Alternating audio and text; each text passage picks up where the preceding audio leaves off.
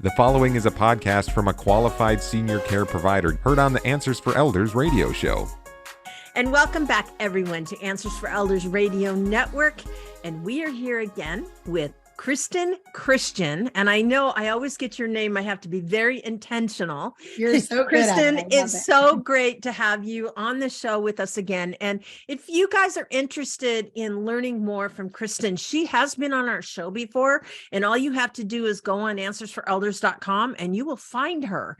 And so we're excited to have her back. For those of you that are nationwide, you can hear her again. She's amazing. So, Kristen, I love this idea of downsizing is an art. Tell me a little bit more about that process.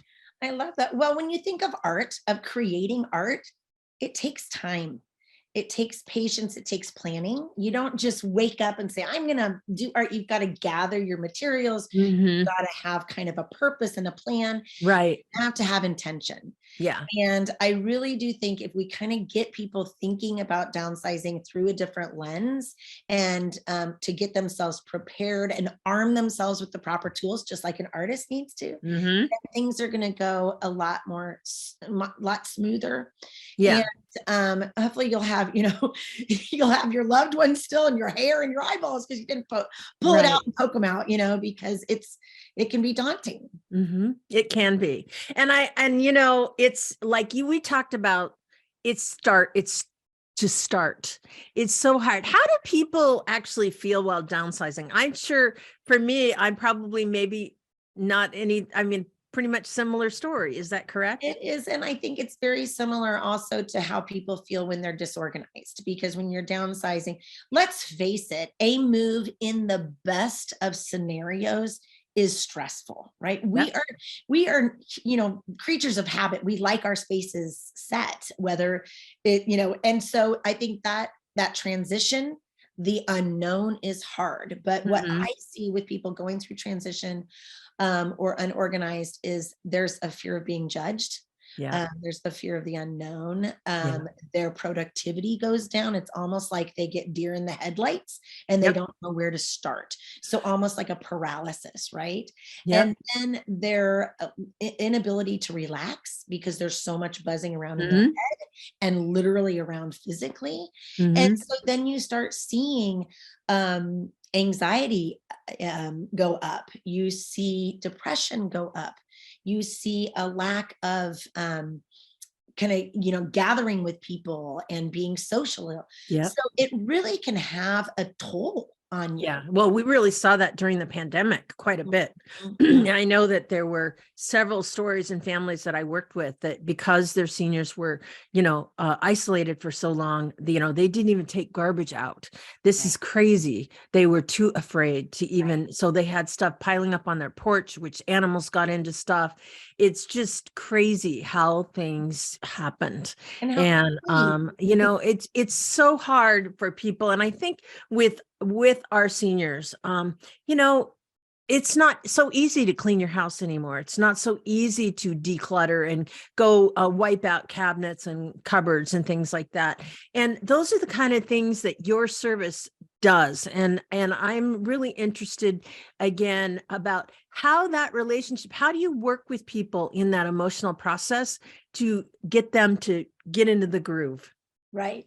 I love that, get into the groove. And that's exactly it. We listen a lot. We come with a lot of patience and compassion and completely judgment free. And I think that's the starting point. And I want to say that to, the adult children of people who are helping their parents downsize, of just remember that this is hard and come at it with compassion. That is one of the biggest messages. And we work really hard on that because you're coming into a sacred space. Someone's home is their domain, right? Their castle. And so even though their stuff may look like junk to you, or it doesn't make sense that they have 17 chafing dishes, it's their 17 chafing dishes. So taking time to be patient, starting early, so that you're not pressed by having to make last minute decisions to get get out of the home and get if somebody was hurt or sick. So giving yourself that gift of time starting early on this process. Well, and I think too, Kristen, there's that element of pride and fear of being judged. I mean, I'm sure you deal with that all the time. Do you not? I had pride over it. I didn't want people to see my junk room, Right. But I guess the whole thing too is realize everybody's dealing with this. We're Americans, like we said in the last segment, we're consumers. In 1975, houses were 48% smaller than they are today, but families are getting smaller then. So our houses are getting bigger and families are getting smaller. True. What are we doing with that stuff? It's just human nature. We're filling it with stuff. And so kind of putting the pride to the side, like we gotta eat this elephant. How are we going to eat it one bite at a time? But having a plan in place to do that. Well, and having a coach too. It's like, I love when, like my house cleaner told me, she goes, Suzanne, let's do a deep clean. We've got some things. And I love that she came to me and said, let's start a day. Let's do all these things on your bucket list. You give me a list and a wish list, and let's start eating at it. And I'm going, and I'm going to help you do this. And she took the initiative, which I was so honored that she came to me. I was thrilled because I'm too busy. I don't think about these things until it's in front of me. And then I think, oh yeah, I need to organize that pantry, and it never gets done. Right. So what an honor for her that she gets to, that you're letting her in and work in your, and it's hard because I know the feeling that I had, like looking at this crazy room, it was like, oh my gosh, I don't know how to deal with this. And it was a stressful time for my husband and I, because he operates very differently than me. So to have an outside person come in like you, it takes the pressure off of the couple too. Have you found that?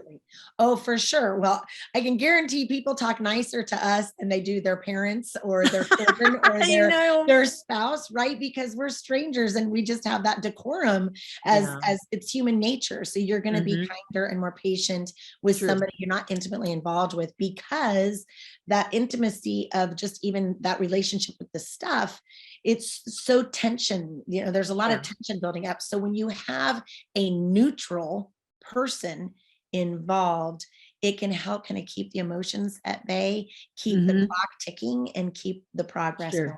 Sure. And that's so just incredibly valuable. And I know that, when we're talking about these things, it's like, yes, we have an emotional attachment to our stuff, but that's the other side of having an outside person saying, helping coach us through the process. And that's the thing. It's like, even if you feel embarrassed about it or anything like this, the good news is that you guys have seen it all, right? So again, surprise or there's no judgment. We're just going to work on this elephant. It might be a bigger elephant, but we're going to get through it. And that's the piece. It's like, I went through it. Oh, it took me 2 weeks. Like you said, I just decided to do, 2 hours a day. And I got it done. And I was done way early, but we hung wallpaper and everything in that time. It wasn't that hard, right? So that's the thing that's so important. So Kristen and I, everyone, will be right back, and we're going to talk more about staying organized.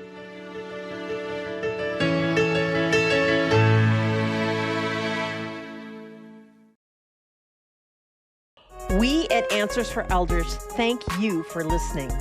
Did you know that you can discover hundreds of podcasts in our library on senior care? So visit our website and discover our decision guides that will help you also navigate decision making.